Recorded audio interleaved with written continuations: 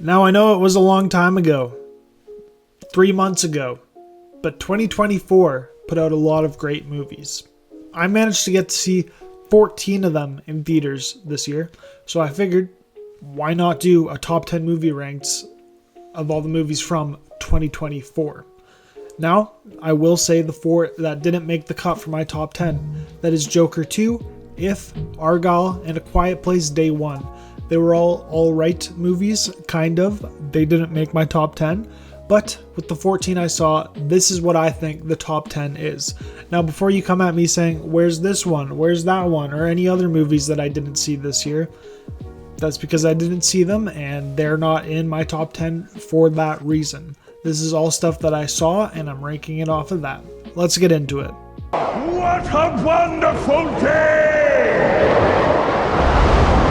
At number 10, I got Kingdom of the Planet of the Apes. This was definitely an interesting one to say.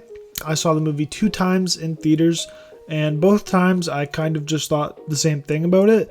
It was pretty good, but it just felt way too long.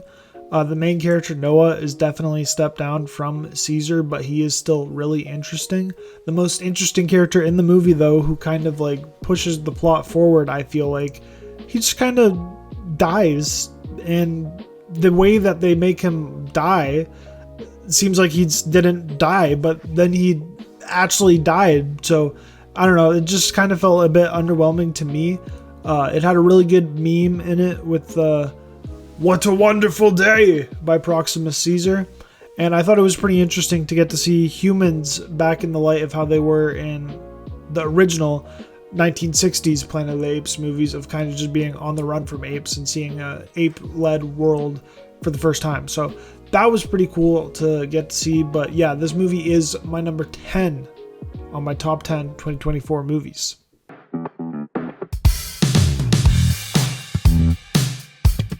At number 9, I have Godzilla x Kong, The New Empire. This movie was everything you could really want from a King Kong versus Godzilla sequel. My only question is, how much more can they keep doing this monster-verse stuff? I mean, every movie is just going to be big monsters fighting each other. But hey, they're all entertaining. And this one was probably my favorite of the monster-verse movies yet.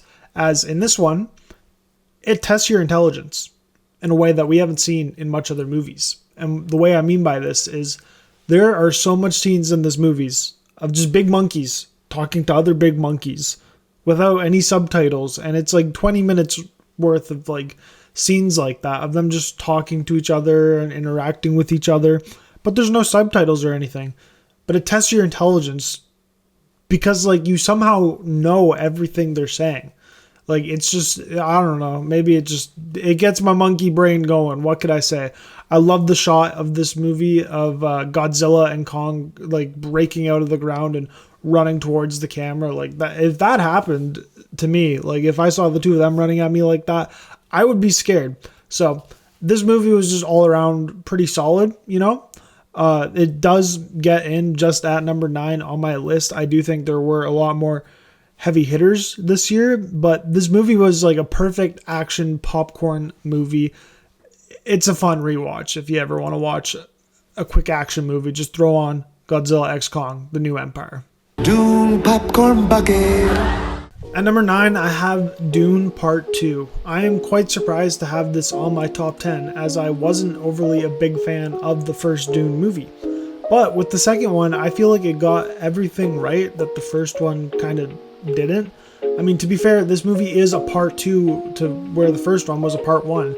This was all one book originally, so of course all the good action and like the plot coming together is all going to happen in the second part. It's kind of similar to Harry Potter Deathly Hallows Part 1 versus Harry Potter Deathly Hallows Part 2. I really like Part 2 of Dune, and I'm excited to see what Dune Messiah is like. But if that's going to be split into 2 parts, I'll probably enjoy Part 2 of Dune Messiah a lot more. That's just how it'll probably be for me.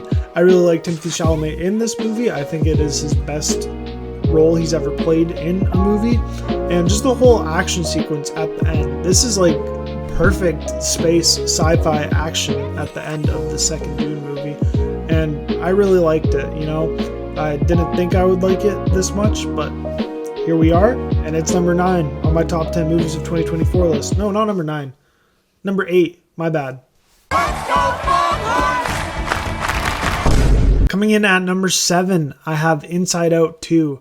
This one was everything you could want for a sequel to the 2015 film of Inside Out. It was just really sweet and heartwarming. Where the first one was kind of like a coming of age story for Riley, this one is kind of like a second coming of age story for Riley, but it's her teenage years and stuff. Still wondering what her big dark secret is that they alluded to in the movie, but otherwise from that, I really enjoyed this movie. It's a nice wholesome watch. Anxiety is just so lovable because anxiety is just so relatable. Like just being this panic ball of stress and wondering what's going to happen and needing to prepare for the future. I feel like everyone could relate to anxiety in this movie, and I don't know, the whole movie was just really good and really enjoyable. It was a nice return to kind of like, I view Inside Out as kind of like the last of like the childhood Pixar era, you know? I view Inside Out as kind of like the sending off to that. So to get a sequel to that, it was exciting, but it was also a little daunting because I know how all the generation before me, how they all felt about their childhood Pixar movies getting sequels and stuff. So it was cool to see this one getting a good sequel. And you know what? I'm excited if they do a third one. I want to see what Riley's big dark secret is. And I enjoyed this movie. It was nice to see all the other main emotions from the first movie actually getting a lot more screen time and stuff to do. And because in the first movie, it was just joy and sadness on the big adventure outside of the hub area. And now it's cool that we get to see all the other emotions outside in that area. And we got a lot of very cool emotions. Shout out nostalgia. Nostalgia, that's my goat right there because I'm a very nostalgic person. And you know what? That's probably the emotion that is running my mind right now. At number 6, I have The Wild Robot. This is the perfect family movie. It got absolutely highway robbed at the Oscars. I have no clue how this movie didn't win Best Animated Picture. It was just incredible from start to finish. Lupita, every role she touches, she kills it, and she crushes it as a voice actor. You also have Mark Hamill as the bear, and Pedro Pascal as the little fox in the movie, and just so much more great actors in this movie, and they all just deliver so well. I never thought a movie about a robot and a little baby duck would make me cry as much as this movie did. And it was a movie that when it ended, I didn't want it to end because I'm like, I want to keep seeing them hang out together and stuff. And you know what? If you pair up this movie, if you watch this movie and then after it on the car ride home, or if you're at home watching this movie, when you're done watching this movie, listen to Birds of the Feather by Billie Eilish. It's just absolute cinema. If you don't like this movie, I don't know what to say to you. Wild Robot was incredible, and that is why it's number 6 on my list.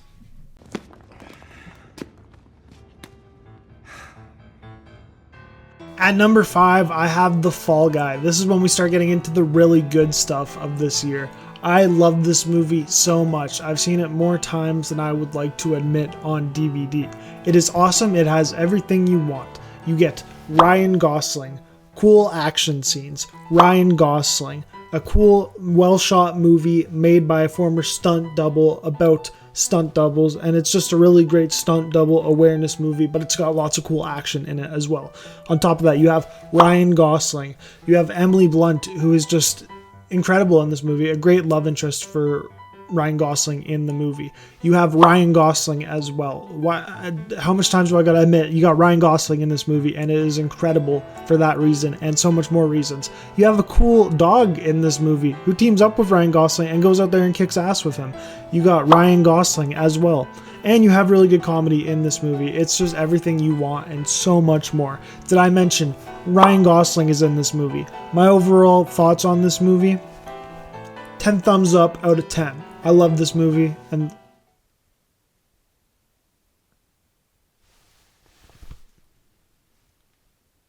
that is sick. I didn't know you could do that when you record.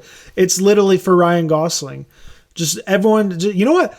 If you're watching this video, for Ryan Gosling, give this video a big thumbs up.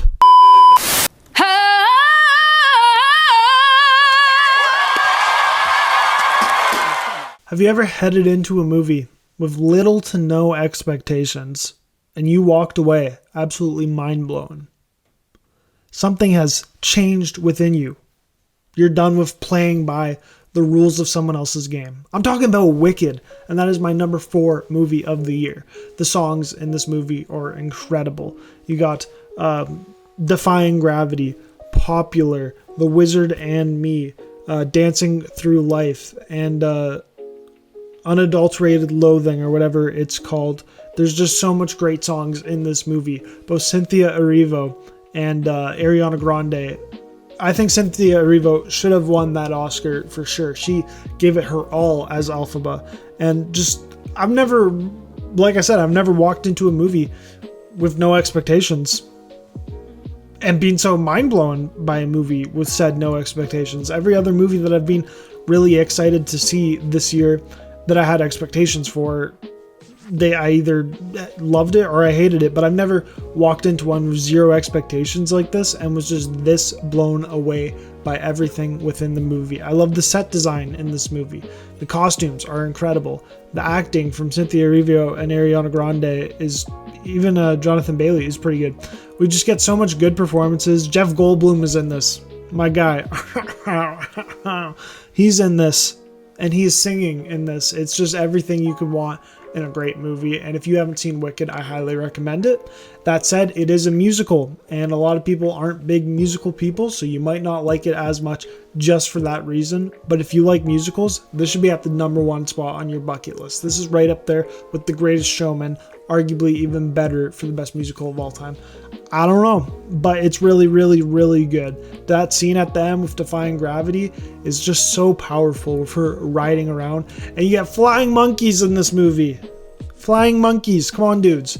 That's everything that I need my little brain to get to see, and I'm happy. The flying monkeys and like this lady pouring out her heart and this powerful song.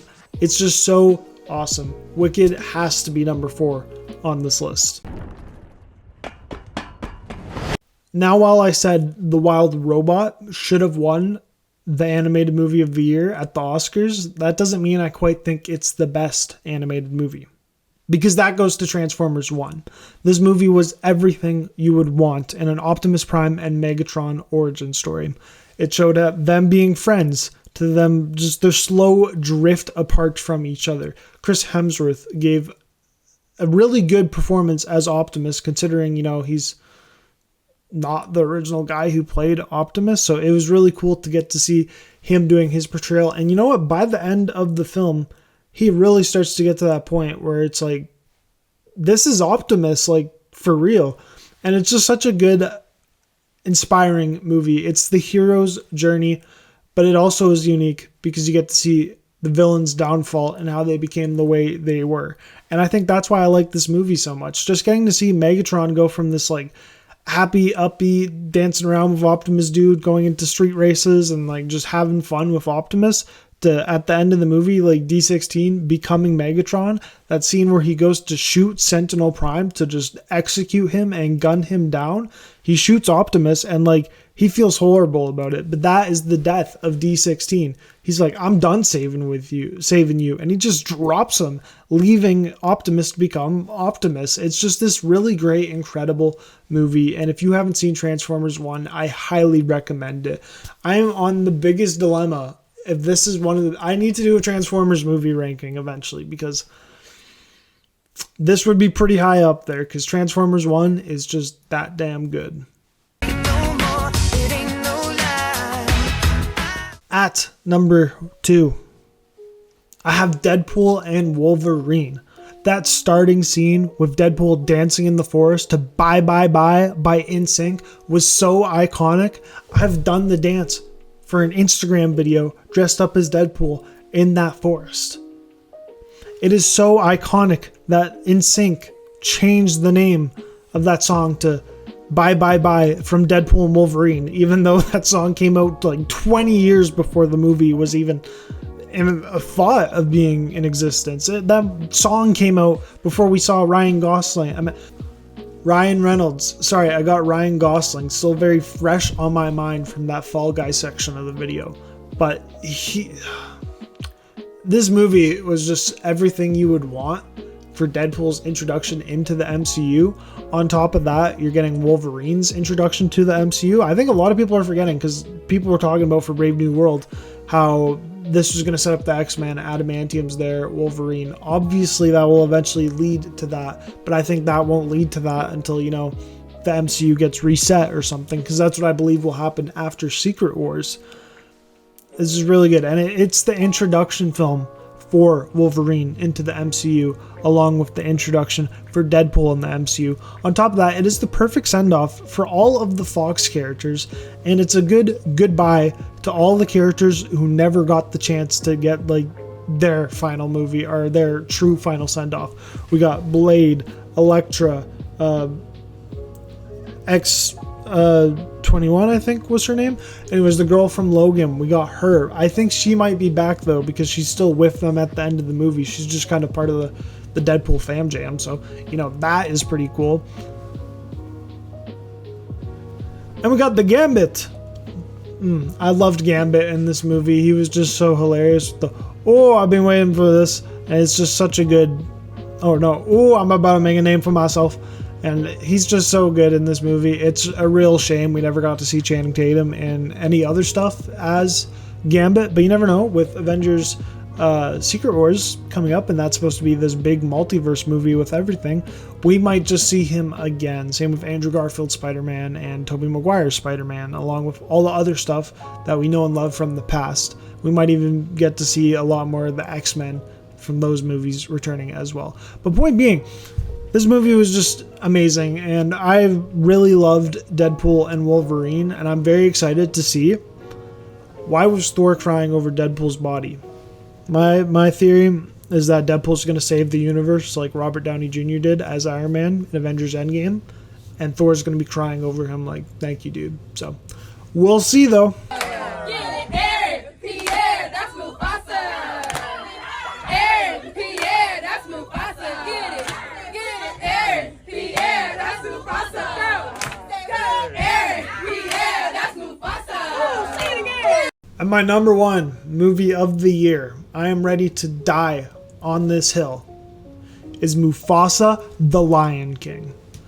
I mean it. I loved everything about this movie, but what blew my mind the most was the soundtrack. I had a newfound love for musicals this year with Wicked. I was always a big fan of The Greatest Showman.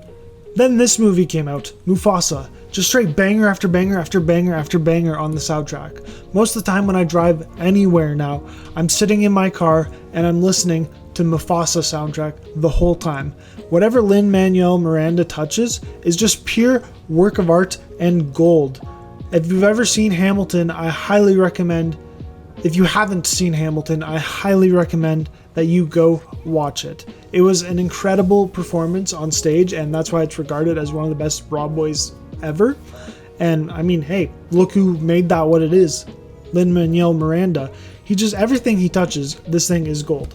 I have the CD for this movie, and I just am obsessed with it. I'm listening to it all the time. You got songs like Malele, which is just this great song about like looking towards the horizon and the future like being bright. And in the movie, we get this nice visual spectacle of what Malele will be like. It's this beautiful land, and we get to see young Mufasa running around with his parents and having fun. I always wanted a brother. Now we rely on each other.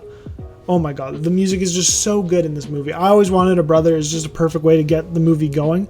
It's a nice little similar song to I Just Can't Wait to Be King, but this is Taka's version, so it's like Scar's version, and you can kind of see like the start of him being like, no, this needs to happen. And that's kind of like why when we see him in Lion King, he is the way he is. Then we get a great song by Mads Mikkelsen in this movie, Bye Bye, which is kind of like Be Prepared, but it's like the new version of that for the new movie. A lot of the music from this movie is similar to the music from the past Lion King, but it's kind of like new reworked versions of it. And I just think this is why it works so well. I do think this is the best Disney soundtrack of all time, and they have put out a lot of musicals. But this movie is just absolutely incredible. My favorite song in it is We Go Together. And Rafiki steals the show in this movie. But he's just so cool. I loved Rafiki in this movie. I love Mufasa in this movie. Aaron, Pierre, that's Mufasa. He's just so good as Mufasa. It was really nice to see that they had a nice James Earl Jones send-off at the start of the movie with like a little tribute to him.